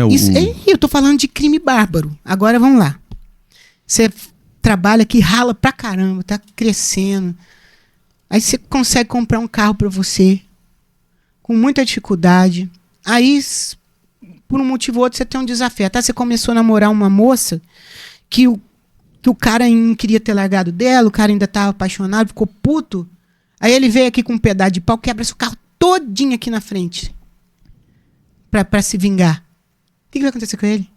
Nada. Eu te falo que nada. Sabe por quê? Porque isso aí é crime de dano ao patrimônio, é o patrimônio privado. Uhum. Não dá prisão em flagrante. Dá um termo circunstanciado de ocorrência. Ele vai lá e assina um compromisso de que quando ele for chamado no juizado de pequenas causas, porque pequenas causas para você não é pequeno, você é só vida de trabalho. Pequenas causas, ele vai comparecer lá para responder. No final, ele pode pegar prestação de serviço à comunidade, lá lavar uns banheiros de delegacia, sei lá, de abrigo, ou ele pode pagar algumas cestas básicas para uma instituição de caridade. Aí você tem que gastar dinheiro com advogado, entrar na justiça para você cobrar o seu prejuízo dele, na vara civil. Agora, e se ele não tiver dinheiro para te pagar? Ele vai te pagar? Não vai te pagar. Quem vai te obrigar? Ninguém vai te obrigar. Ninguém é preso por dívida no Brasil. Você está entendendo? Eu não podia nem estar falando isso aqui, porque a maioria das pessoas não sabe, vai começar a quebrar as coisas dos outros. Isso aqui e virar um pandemônio. Porque não tem lei mais, não tem. Tem a lei, mas não funciona. Né? Vocês não ficam frustrados, não, como policial? Você como policial. Tipo assim, cara, é muito desmotivante você saber que você vai prender o cara, você investigou o cara há muito tempo, pegou tudo com o cara e o cara daqui a pouco tá... É desmotivante. Às vezes, aí a gente vai oscilando, né? Às vezes fica revoltado, triste com isso, depois fala, não, mas eu tenho que fazer alguma coisa, né? Eu tenho que falar, eu tenho que fazer alguma coisa para mudar isso, nem que seja para eu deixar aqui um lugar melhor para os meus filhos, para os meus netos, porque pra gente ainda tá um pouco difícil, mas a gente não pode desistir. E como é... Pode falar? Pode falar. E foi para isso, talvez, que você tenha entrado aí nesse vespeiro da política, né? Porque não é fácil também você migrar de uma carreira policial que já estava acontecendo ali e tal. E a política é muito mais complicada, creio eu, assim. Porque... É bem complicado. Isso aí é mais ou menos assim. Eu gosto muito do trabalho da polícia, que eu acompanho tudo muito de perto. Ontem mesmo eu estava lá em Juiz de Fora, fizemos a entrega de pistolas da marca Glock, de última geração, a G19 para os homens e as G26 para as meninas, que ela é menorzinha, mesmo potencial, mesma qualidade, só que menor. Doutora Fabrícia, delegada aqui de Rio Pombo, esteve lá, recebeu o armamento, e todos os policiais daqui também receberam esse armamento de última geração. Isso aí, gente, é um carinho, um afago. Eu fiquei muito feliz. Foi a emenda parlamentar que a gente fez para adquirir essas armas. Foram mais de 500 armas nessa leva. Já indiquei um tanto desse antes. E assim, para a gente trazer um pouco de motivação. Porque, e foi o que eu falei para os policiais que estavam ali. O trabalho é difícil, mas as pessoas que estão ali, a grande maioria são pessoas idealistas. Eu também sou. Né? Eu, quando entrei para a polícia, eu idealizei que eu seria a Mulher Maravilha, resolver o mundo. Mas aí a gente tem que começar a entender o seguinte: se você conseguir, com esse trabalho que eu faço há 17 anos com as crianças de prevenção, que é ligado à minha profissão, com a minha experiência, o livro que eu fiquei 4 anos para escrever, para levar conteúdo bom, se eu conseguir modificar a vida de pelo menos uma pessoa, salvar uma pessoa, já valeu a pena a minha trajetória. Mas eu tenho certeza que sim, que eu já, com isso, o nosso trabalho, a minha aqui já levou uma mensagem que já salvou aí centenas de crianças. A gente ouve muita história, sabe? E assim, eu vou te falar exatamente o dia que eu resolvi que eu entraria para a política. Eu nunca tinha pensado nisso, não tenho familiares na política. Hoje eu tenho um irmão que é vereador lá no interior do Rio de Janeiro, mas assim, não tinha, não pensado. Aí, do nada, me convidaram para ser candidata a vereadora aqui em Juiz de Fora. Eu falei, quê? Que é isso? Eu não sei nem como me filiar a um partido político, eu não entendo nada. Eu era daquelas que votava em qualquer pessoa, pegava papelzinho no chão, que votava porque via um boneco, um número, porque você entendeu? E que depois não lembrava quem tinha votado para nada, para Senado, para deputado federal, estadual, prefeito. Não lembrava. E nem tomar conhecimento. Só ia tomar conhecimento de eleição no dia da eleição. Eu era dessas, tá? Aí me fizeram essa proposta, eu fiquei pensativa, eu não vou mexer com isso. Imagina, eu nem sou daqui de Juiz de Fora. O povo vai votar em mim por quê? Para quê? Eu sou policial, sou obrigada, né, a cuidar de segurança. Eu já fazia esse trabalho aí na escola. Aí fui numa operação policial, numa casa a denúncia era de tráfico de drogas e também era tipo assim, de maus tratos às crianças, lá que estavam maltratando muitas crianças, eram 2 crianças que moravam na casa. Eu pedi um mandado de busca e apreensão, fomos lá às 5h30 da manhã, igual comum, chutamos a porta da casa e tal, e avistei uma cena comum que eu já via todos os dias, cumprindo mandado de busca e apreensão. Achamos drogas na casa, drogas embaladas, droga em quantidade para embalar, então indício de tráfico de drogas. Achamos arma de fogo, né, 2 revólveres, e as crianças estavam lá. As crianças estavam lá dormindo na sala e tinha uns 2 ou 3 caras, eu não me lembro, um mais jovem, os 2 mais velhos, dormindo embolado, um no sofá, 2 no colchão com as crianças assim, lá, um casal, um menino e uma menina. Caramba. Aí os pais lá na cama, assim, tudo misturado, né? Era tudo misturado. E assim, frequentemente a gente entra nessas casas e a gente acha tudo que não deveria ter. Droga, arma, né? Abuso de criança. E não acha nada do que tem que ter. Amor, carinho para elas, dignidade, comida, remédio, nada. Você não acha. É só droga, bebida, o que tem, assim, às vezes um arroz seco de não sei quantos dias, criança comendo comida azeda, é isso que a gente vê. É a realidade. Aí eu fui, né, ratifiquei a prisão em flagrante dos pais, do pai e da mãe, e do cara maior que estava lá dormindo. E, gente, pensa que isso não é comum? É comum. Quantas vezes eu fui cumprir mandado de busca e apreensão e tinha pessoas nada a ver dormindo na casa, embolado com criança. Nada a ver. Eles vão lá, enchem a cara de droga, de bebida e ficam por lá, igual cachorro. Não tem parada não, sabe? Gente, tudo quanto há. E os pais também, com a cara cheia, fica ali no meio das crianças. Dá o que não presta, né? Aí eu falei, caramba, gente, que loucura isso, né? Aí, quando eu estava saindo, ratifiquei a prisão em flagrante do maior e do pai e da mãe da criança, as criancinhas. E eu sempre levava, porque eu sempre achava criança, na minha calça operacional, sempre andei com pirulito, com bala, ali. Porque eu entrava, as crianças ficavam chorando. Você imagina?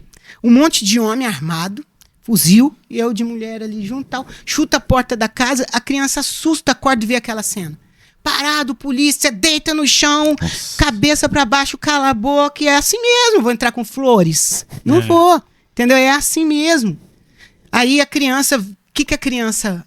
Eu era muito mais nova, lourinha, né, magrinha e tal, e sempre tive um olhar mais piedoso para criança, porque eu tenho filhos, sabe? E não tem como, eu sou mãe, eu não tenho como não me lembrar dos meus filhos. Lembrar, sei lá, do biscoito que ele gosta de comer, que fica, não gosto desse, eu gosto desse, aí você vai lá e compra. Do iogurte na geladeira, como é que você não vai lembrar disso? E aquela criança sem nada, sabe? Não tem como separar, é muito triste.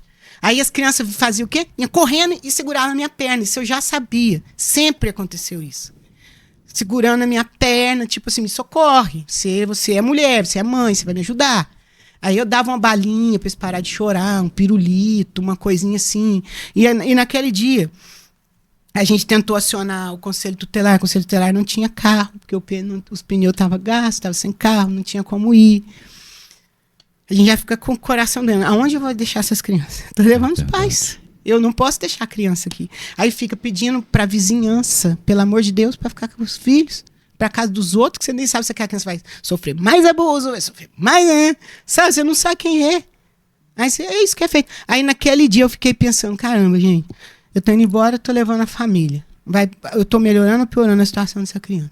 Aí eu olhei, né, pelo retrovisor da viatura, assim, eu sempre vou sentado na frente, o motorista, e eu via as crianças chorando, dando tchau, assim, nossa, eu não aguento. Aí eu desabei chorar mesmo. Aí eu fiquei pensando, gente, tem que ser feito alguma coisa, né? A mais.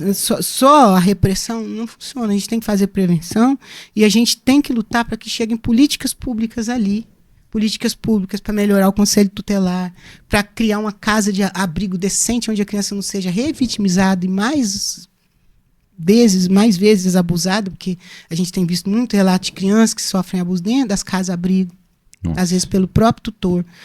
Então, assim, a gente tem que fazer com que as políticas públicas cheguem, porque se a gente não proteger as nossas crianças, como que a gente vai ficar falando, a gente quer um futuro melhor, a gente quer um país melhor? Como se essas crianças... Elas vão ser o futuro. Elas são o futuro. Elas são os próximos pais. E são tão judiadas e maltratadas, né? Como vai crescer saudável? Raros casos acontecem. Quando a gente tem um pastor, aquele pastor engraçado, que é do cabelinho branco, Cláudio Duarte, gosto dele. Pastor Cláudio Duarte, a história dele ele foi criado em abrigo, pulando de abrigo em abrigo, abandonado e tal, e ele hoje é um pastor, é uma referência e tal. Mas são exceções das exceções das exceções. A regra é virar a bola de neve e repetir o que viu a infância inteira, sabe? Isso aí, se a gente não frear na base, nas políticas públicas, dentro das comunidades, com orientação, com prevenção, com acolhimento de verdade, não é só blá blá blá que esse povo fala na hora de eleição e nunca ficou pau da vida, sabe? Não é só blá blá blá, defender mulher não é ficar andando na rua sem sutiã, queimando sutiã e falando, e jogando mulher contra homem, e que o homem não presta, porque não é isso. A gente sabe que não é isso. Não é isso. Não é, eu não acredito em nada disso. A gente tem que fazer um trabalho de verdade, que vai resolver o problema. E foi por isso que eu entrei. Eu já falei que eu sou idealista, né? Eu sou muito idealista e eu tenho muitas ideias e vontade de fazer. Então, um pouquinho que a gente vai conseguindo fazer aqui, plantar ali, eu acho que já é suficiente. Ô, delegada, você comentou sobre a menina de 14 anos e na minha cabeça veio realmente a importância dessa conscientização e dessa mensagem para as crianças, né? Para elas saberem identificar o que está acontecendo e tomar uma atitude em relação a isso. Porque, tipo assim, é ótimo conscientizar os pais, só que não acontece com os pais. Exatamente. Acontece com as crianças. As crianças. Então, realmente, essa mensagem chegar nas crianças é o mais importante. É o mais importante, eu acho. Também. E como é que faz isso? Desse jeito que eu falei, tem que levar, tem que... por exemplo... trabalho nas escolas. Nas escolas, porque a escola é a base de tudo. Praticamente todas as crianças, em algum momento, elas vão passar pela escola. Então, a escola não tem só o papel educacional, precisa ter esse papel social também, sabe? Nós temos aí excelentes profissionais de educação. Aí, muita gente fica assim, não pode falar sobre educação sexual nas escolas, mas por que não pode? Pode falar sim, de forma adequada. Por que o Estado, então, não cria um protocolo, uma cartilha, só pode falar isso? Não treine, não capacite esses profissionais para falar o que tem que ser falado. Porque só porque rodou um vídeo onde um determinado profissional está falando com crianças pequenas sobre opção sexual. Não é um assunto para criança pequena, vamos combinar. Sim. Não é hora, não é momento, para que isso? Aí porque rodou esse vídeo, todos os profissionais vão falar sobre isso. Não pode falar sobre a questão sexual dentro da escola. Sexualidade já nasce com a gente. O que é sexualidade? São os nossos órgãos reprodutores, não é? São as nossas partes íntimas que elas precisam ser preservadas, protegidas, que tem momento para tudo, sabe? Criança, e hoje em dia não vem falar que eu ensino, os pais têm que ensinar em casa, eu ensino em casa. Não ensino. Minha mãe, uma pessoa consciente também, uma ótima mãe, nunca me ensinou nada de educação, sabia nada de nada.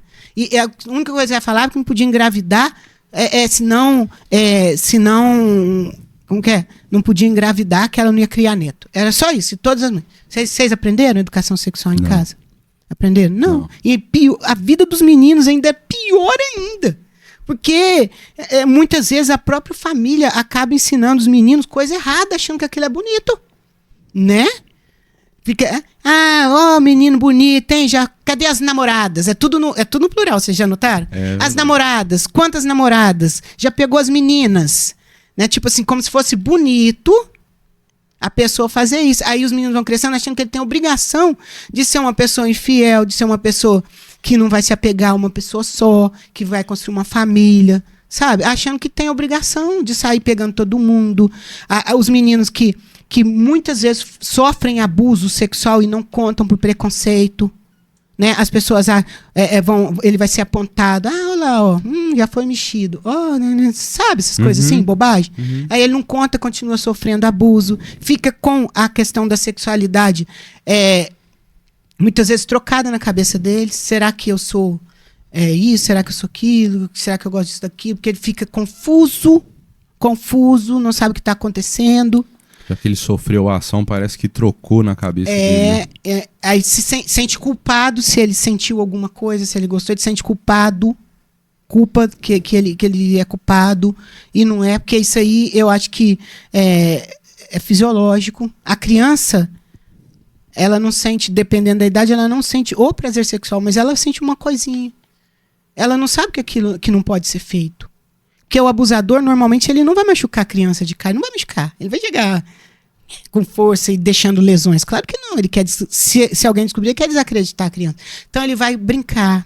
Ele vai ser o cara mais legal do mundo. Vai levar presente. E durante a brincadeira, durante o sorvete, ele também abusa. E aos pouquinhos, a criança vai até agradando. Entendeu? Então ele cria todo um contexto legal. Nossa, cara. E isso traz essa confusão que você falou em relação aos meninos. Faz a manipulação psicológica, coloca a culpa na criança. Vou dar um exemplo que até eu gosto nem de falar que é nojento, mas ficar tipo assim: nossa, mas você é linda demais. Olha isso, gente. Você que faz isso comigo. Olha o que você está fazendo comigo. Eu não podia estar fazendo isso, mas você faz isso comigo. Tipo, aí a criança começa a sentir culpa de ser bonita. Sabe? Sentir culpa. Tem criança que volta a urinar na cama, a defecar nas calças, pequena. Por quê? Ela cria um pavor tão grande da cintura para baixo que o cérebro dela quer apagar essa parte do corpo dela, da cintura para baixo. Quer apagar. Então, acaba desconectando no cérebro o controle da urina, das fezes. Muitas crianças assim. Muitos profissionais despreparados, a criança chega assim lá e começa a tratar outras coisas. Problema neurológico, tacar remédio, mas não pergunta se a criança está sendo vítima de abuso sexual. Não passa por um exame. Sabe? É muito despreparo também. Muito despreparo. E é pesado, cara. E assim, graças a Deus, tem pessoas como você que falam. Porque eu acho que o mais pesado de tudo, Luiz Gustavo, é que na maioria das vezes não tem porta-voz. Então tem uma pessoa que relevante, tanto no âmbito político quanto no âmbito digital, que também é relevante no âmbito digital. E policial, né? Tipo assim, que conhece. Cara, graças a Deus, e assim, fica também o meu apelo a quem tá assistindo esse podcast, quem assistiu esse podcast, além de seguir você, acompanhar tudo que você posta, mas apoiar essas pessoas, apoiar o que essas pessoas vão fazer, porque, querendo ou não, você coloca sua cara a tapa, tem muita gente, igual você falou, tem uma rede mundial que apoia essa porcaria. Então, assim, essas pessoas não estão satisfeitas com o que você faz. Então, assim, a gente precisa apoiar políticos assim, a gente precisa apoiar influenciadores assim, porque, gente, vamos ser sinceros, né? É muito mais fácil a pessoa fazer outra coisa na vida dela. Divulgar a Bet. Arrumar um problema, né? Arrumar um problema. É muito mais fácil. Então, assim, fica até o meu apelo pra quem tá assistindo, né, Lucas? A dar mais apoio e ajudar a compartilhar, difundir a mensagem, porque eu acho que, assim, o que às vezes mais deixa a gente revoltado, Lucas, é que não tem... Quem que vai brigar, cara? Você vai botar, cara. É criança, né, cara? É criança, entendeu? Criança é o único segmento que não vota e não tem voz. Exatamente. É isso, já não tem voz. É isso mesmo. E aí você falou uma coisa aí de rede mundial. essa galera, eles são extremamente organizados a nível mundial mesmo, mas assim, são organizações criminosas, vocês não têm noção, eles têm código de conversa, eles têm linguagem própria para se identificarem e se reconhecerem através da internet também. Tem símbolos que eles utilizam, até nas minhas redes tem um vídeo fixado também que eu falo sobre os símbolos. Em alguns países, como nos Estados Unidos, não é proibido você defender abuso sexual infantil, sabia? Ué? Não é. Lá não é. Lá existem até organizações criminosas, organizações criminosas que falam, mas lá eles não falam criminosas, são organizações pró-pedofilia. A Mambla é o exemplo de uma. E o lema deles é sexo até os 8 anos ou nunca mais. E eles têm símbolos mesmo, por exemplo, vou dar um exemplo. Se for um coração rosa, que eles usam em joias, anel, um coraçãozinho rosa. Aí, quanto mais... É porque ele tem interesse por meninas. Aí, quanto mais fininho é o traço, às vezes eles fazem um dentro do outro assim, menor a idade do interesse. Sabe? Aí, são joias e anéis, camiseta e tudo. E usam isso também na internet, nas redes sociais.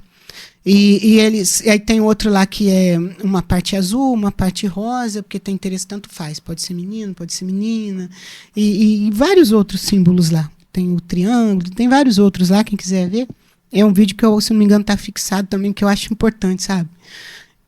As pessoas saberem disso. E é isso, pessoas que defendem assim, abertamente. Então, eles são organizados e a repressão, a prevenção é desorganizada. E a gente precisa se organizar mais. Desculpa interromper, até falando dos símbolos, esses dias eu tava mexendo no TikTok, né? Uhum. E apareceu um vídeo muito, muito esquisito, enfim, bem tendencioso, de um homem mais velho falando de crianças.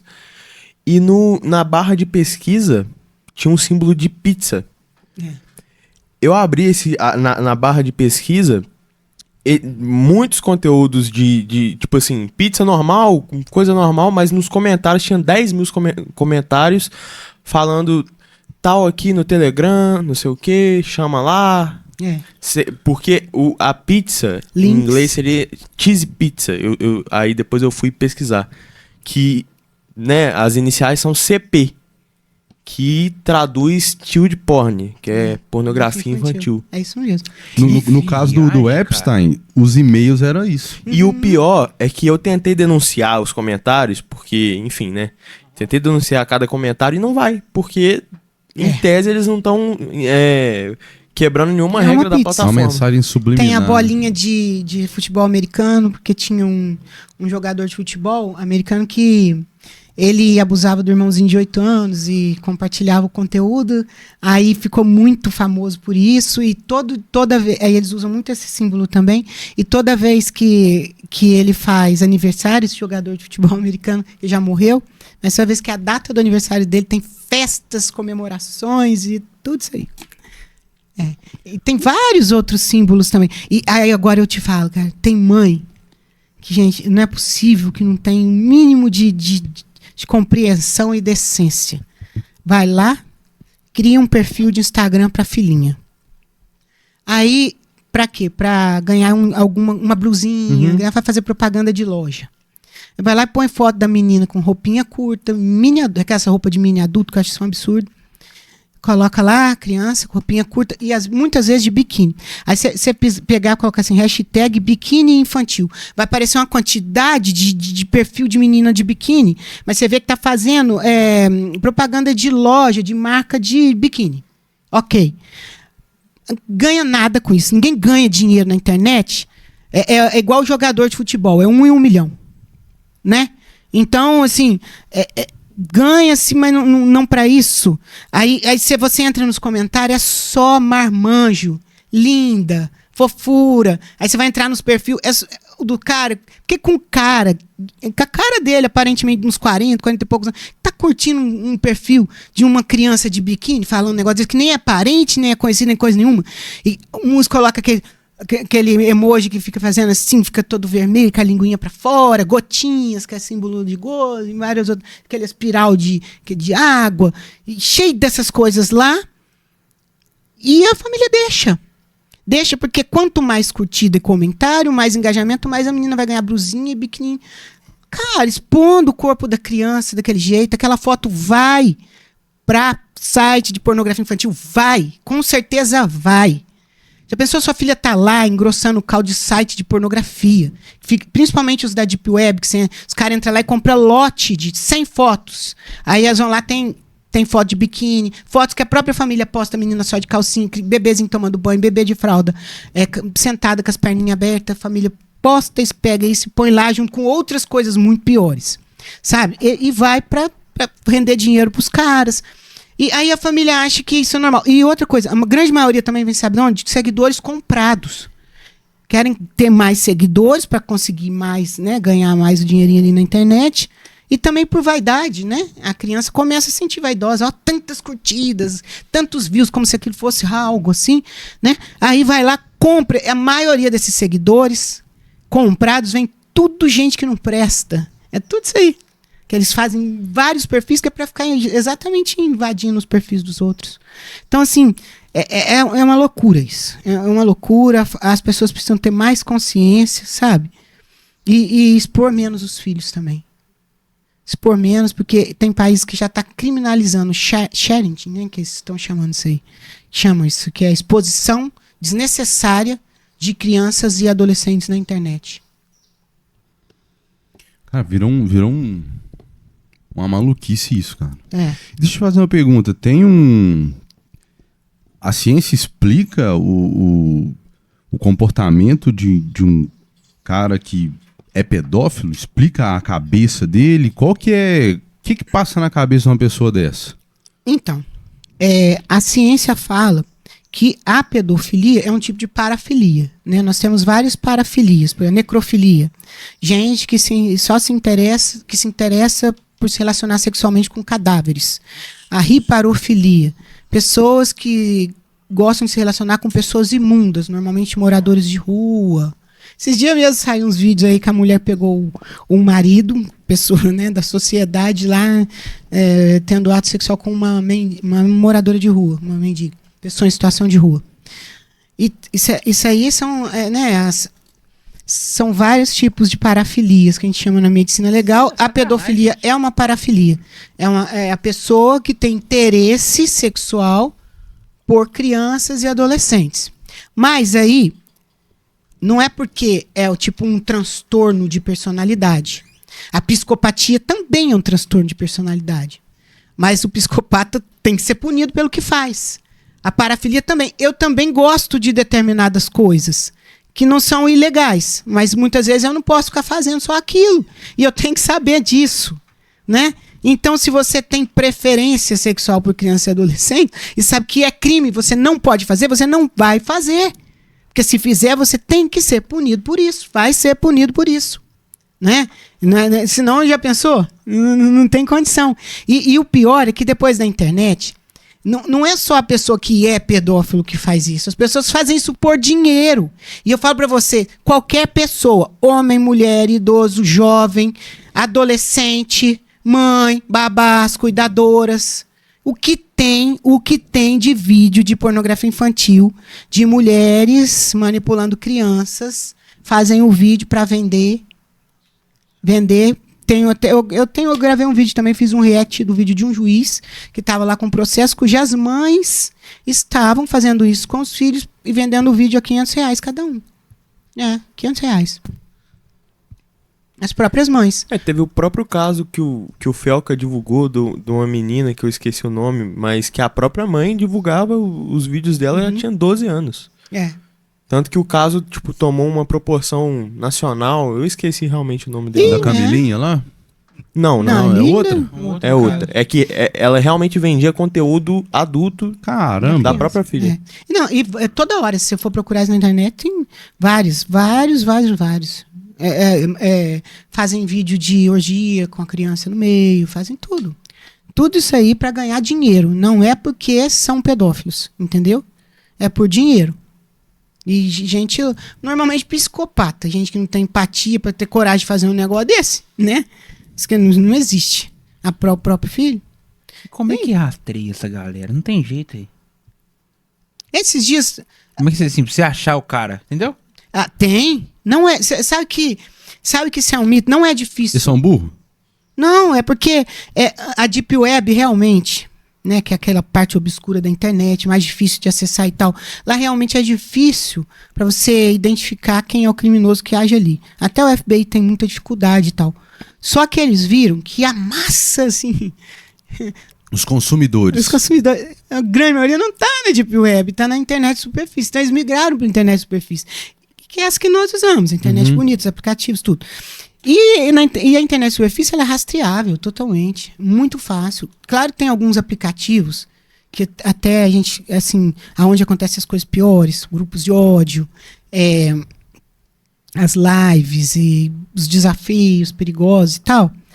Por exemplo, Discord, que tem uma criptografia de ponta e é difícil identificar quem age ali, por isso que acontece tanta coisa ruim. O Zange, o próprio TikTok, né, que é um chinês, é um aplicativo chinês, a gente não tem acesso, o FBI não tem acesso. Agora, as outras redes ali, não é difícil. A polícia tem equipamento suficiente para identificar. O que acontece é que as pessoas não denunciam. Né? Seu filho foi alcançado por um pedófilo ali, você viu, ficou puta, indignada, né? Mas aí fala, não, vou lá na delegacia. Aí vai passando, não leva o print, porque se levar, dá para rastrear, dá para identificar, inclusive os policiais rastreiam muita coisa, e não é difícil, eu já fiz muito isso e é fácil até demais, mas eles se valem do quê? Da desestrutura da polícia, pouca gente, aí do volume que tem, que é gigantesco, aí a polícia fica enxugando gelo, né?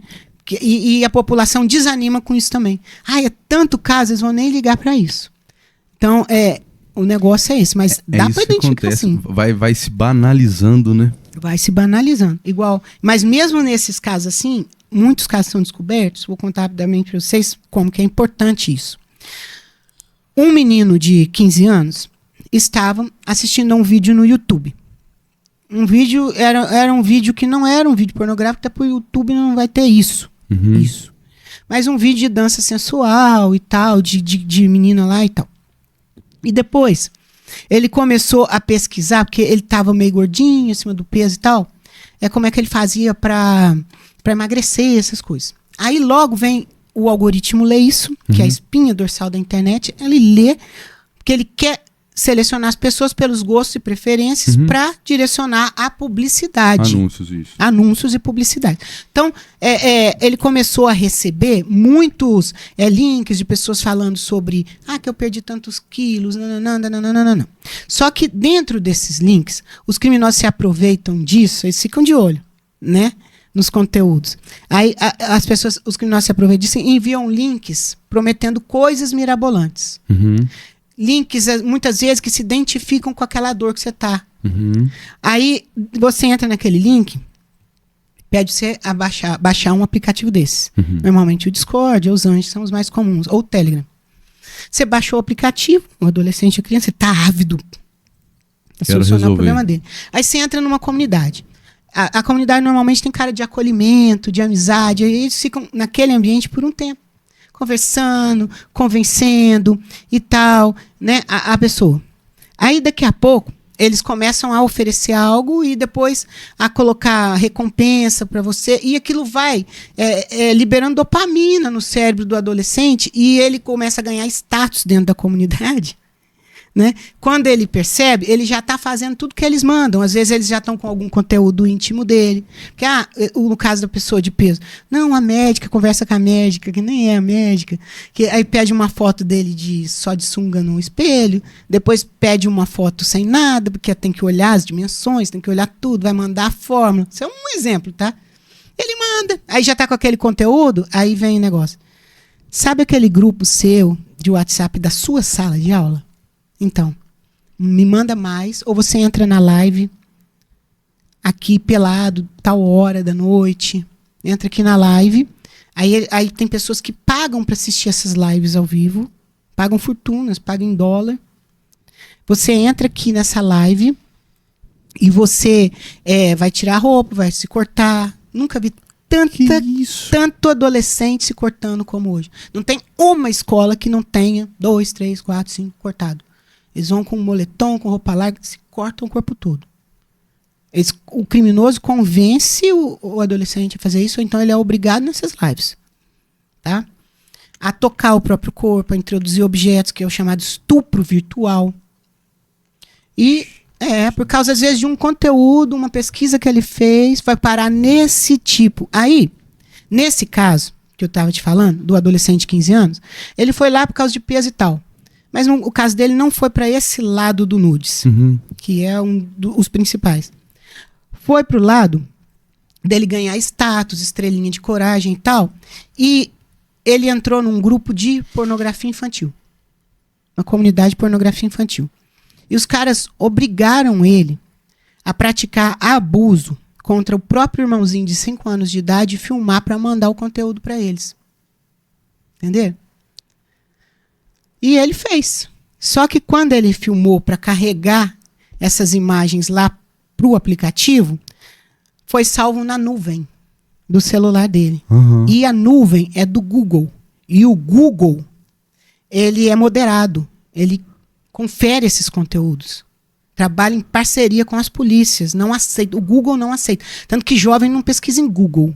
Eles pesquisam no TikTok, na Lupin. No Google ninguém pesquisa nada. Fica tudo salvo. Aí, lá, o Google mandou para a Interpol esse conteúdo. Imediatamente. Aí a Interpol investigou, quebrou o processador de internet, porque foi que é fácil achar.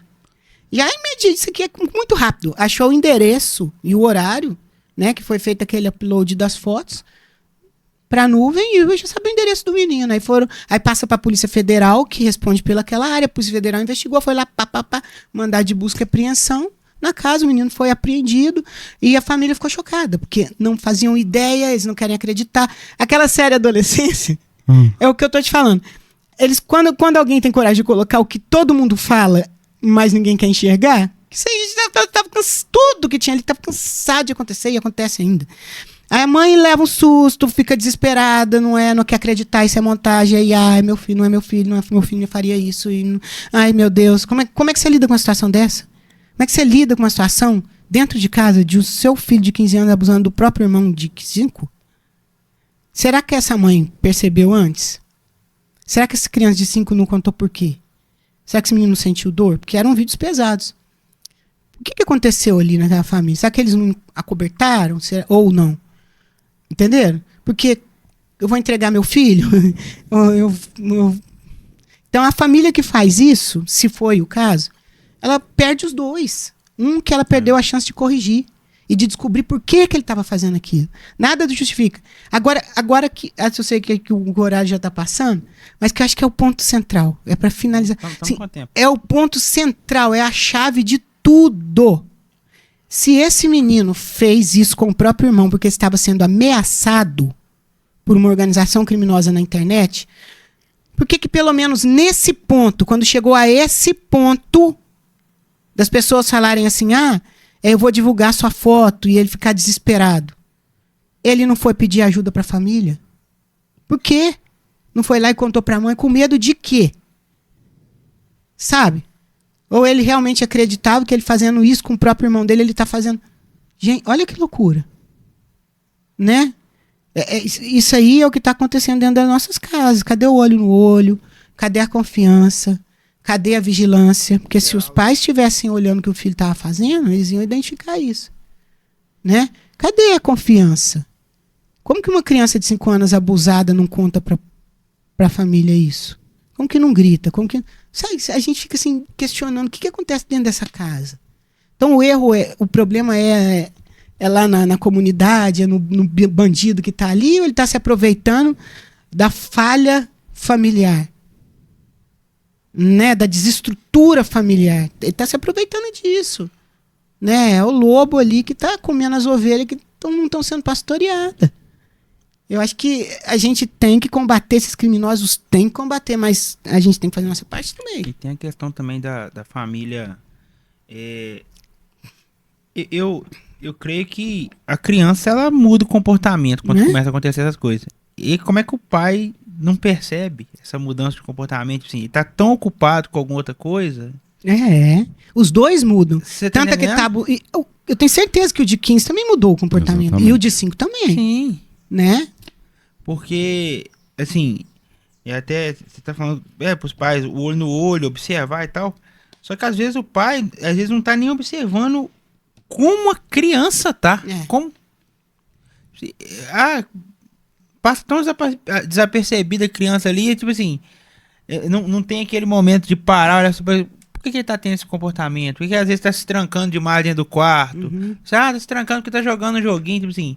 Eu acho que falta um pouco também, eu acho que ainda mais nesse turbilhão de informação que tá todo mundo recebendo a todo momento, dos pais pararem um pouquinho também, sabe? Parar com a criança, ter um tempo com a criança, ter um tempo de conversa, que é muito louco. E você parar pra pensar que o criminoso às vezes tem muito mais tempo com a criança do que o próprio pai, sacou? Muito mais. Muito mais tempo e atenção. Atenção, cara. Cuidado. Porque pra chegar nesse ponto, meu amigo, uma pessoa estranha entrar na sua casa e fazer seu filho fazer isso, cara... Nossa Deus, tá faltando muita coisa, né? É o que eu penso também. É complicado isso. Né? Muitas vezes esse adolescente tá buscando atenção, carinho, acolhimento. E é isso que eles oferecem. Claro que de forma falsa, mas a pessoa tá com aquela carência, acredita. Né? Se importa comigo, me ouve, se importa me entende. Comigo. Exatamente isso. Todo adolescente fica assim, né? Ninguém me entende. Realmente é difícil entender os adolescentes às vezes, né? É uma fase de transformação. Mas, né, pelo menos ouvir, pelo menos, né, saber um pouco. E não é tudo que o adolescente fala ou faz que tá errado também, né? Às vezes a gente tem que repensar as coisas. Meus filhos já me fizeram repensar muita coisa. Então, mas para isso a gente tem que ouvir, né? Tá disposto. Dar atenção. E aí, Lucas? Rapaz, eu tô impressionado, viu? E triste ao mesmo tempo, né? Porque, caramba, cara, eu né?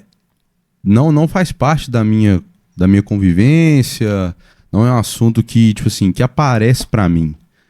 Mas... loucura, e assim, delegado, te agradecer, não só pela presença, às vezes as pessoas falam assim, nossa, foi lá e só falou disso. Mas tem que ser falado disso mesmo. Nossa, Deus. E, por favor, gente, vocês precisam ajudar a difundir essa mensagem. Porque isso está acontecendo muito. E a gente aqui ficou perplexo porque está acontecendo muito mais do que a gente imagina. Muito caso. E debaixo do nosso teto, né, cara? Infelizmente. Eu que agradeço pela oportunidade. Eu acho que sempre eu fico feliz, né? Porque isso que a gente está fazendo aqui hoje é um trabalho relevante. É um trabalho de prevenção. Sem dúvida. Os pais, os familiares que ouvirem, para os pais que vão ouvir novamente junto com os filhos, é importante. Você não sabe falar sobre isso, mas a gente falou muita coisa aqui que eles vão entender. Então, senta com eles, faça um convite. Olha, vamos ouvir aqui o podcast. Não. Vamos fazer isso. Faz uma troca, sabe por quê? Porque é importante. Às vezes a gente tem que negociar alguma coisa. Vamos lá comer um hambúrguer depois, né? Mas vamos ouvir. Alguma coisa ele vai absorver, né? Às vezes está até passando por algum problema, vai ter coragem de se abrir. Porque a gente deixa essa mensagem também para os filhos. Não tenham medo dos pais. Né? Claro que tem pais que inclusive abusam, tem pais que são ruins, mas a grande maioria não são. Graças a Deus. Então confiem nos seus pais, nas pessoas. Não ficam guardando problemas, angústias, dores. Para que isso? A obrigação de nós como pais é ouvir e ajudar. E tomar providência. Pode ter certeza, porque muitos ficam tentando resolver as coisas com as próprias mãos e acabam se embolando cada vez mais. E tem o Disque 100 também, né, delegado? E tem o Disque 100, que é super importante. Eu chamo o Disque 100 de número da coragem. Porque às vezes a gente fala assim, não, você tem que contar, tem que ser corajoso, tem que contar pro pai, pra mãe. Tá. Mas às vezes a gente não sabe como é que foi a criação, como é que é aquela família. A pessoa não tem coragem de contar, tentou, mas ou contou pra alguém, não deu certo, aí ficou desanimado e tal. Mas não quer dizer que a pessoa não tem coragem. Você vai ter coragem de ir lá e ligar no Disque 100, né? Coragem de ligar no Disque 100 e contar. A pessoa que está lá vai te ouvir sem julgamentos, vai anotar tudo e vai ajudar. Pode ter certeza. Bacana demais. Lucas, você encerra? Para você que esteve até aqui neste canal, muito obrigado pela sua presença, pelo seu carinho. E por favor, né? Converse se você é pai, se você é mãe, se você é tio, né? Mostre o trabalho da delegada Sheila, é um trabalho necessário, importante. Às vezes a gente não sabe o que está acontecendo e é para realmente ajudar. Exatamente. Agora eu vou falar o popular agora. Eu sei questão política também, então você fica esperto em quem você vota, porque às vezes você vota nas pessoas imbecil que você vê o papelzinho na rua ali, e você, eu vou votar nesse cara aqui, que é esse cara aqui, vai... Né? Começa a olhar para pessoas que... Causas. Pelo menos vão fazer uma... Né, abraçar uma causa que tá aí. E você é pai, você é mãe, você é tio, você é avó, com certeza você tem aí a criança dentro de casa e você se preocupa com ela. Então você tem que também buscar pessoas que se preocupam com essas crianças, né, Lu? Exatamente. Pelo amor de Deus, nós estamos cansados de falar aqui, deputado. A gente fala aqui muito sobre política, né, Lu? Sim. Nós temos nosso posicionamento político bem claro nesse podcast. Inclusive, de vez em quando o pessoal vai pra internet, mal de nós, mas não tem problema não. E então, assim, gente, começa a ter esse mesmo olhar. Né? Posso interromper um tantinho? Claro. Vamos falar só um minutinho da parte política, né? Hoje eu vim a Rio Pombo por uma causa muito nobre, muito boa, que foi fazer a entrega de 8 veículos para a saúde da população. Então renovou a frota toda da saúde, da Secretaria de Saúde. São 2 veículos comuns para transporte de pacientes e mais 5 de 7 lugares, 4 de 7 lugares, 3 comuns e uma van com acessibilidade para cadeirante, tudo 0 km para fazer o transporte da saúde. Agradecer ao Dr. Fernando, o prefeito, né, que trabalha em parceria com a gente, com o nosso mandato, o Charles Evangelista, que também ajudou na indicação desses recursos junto ao governo do estado de Minas Gerais para a aquisição desses veículos, o nosso secretário de governo, Marcelo Aro, que atende a todas as demandas, e o nosso vice-prefeito, Rafael Vilela, né, que junto do Dr. Fernando executaram esse recurso, um recurso alto, né, parte em emendas parlamentares, outra parte do próprio governo, através da nossa, né, articulação, um recurso bem alto, executaram em tempo recorde. Sim, foram recursos para todo lugar e aqui foi o primeiro lugar que a gente veio fazer essa entrega oficial muito rápido, de forma honesta e fez o dinheiro render de verdade. Então, assim, parabéns, a gente fica muito feliz em trabalhar com pessoas assim. Bom demais. Aqui, e agradecer o Vilela também ter feito essa ponte. Isso é verdade. Trazida a delegada aqui. Muito obrigado, delegado, de verdade. Foi muito denso o conteúdo, né, Gustavo? Muito denso. E eu tenho certeza que a gente vai conseguir atingir muita gente com esse conteúdo. Obrigado, gente. Se inscreva no canal, ative o sininho das notificações, segue a gente nas redes sociais. Tamo junto, fiquem na paz, fiquem com Deus.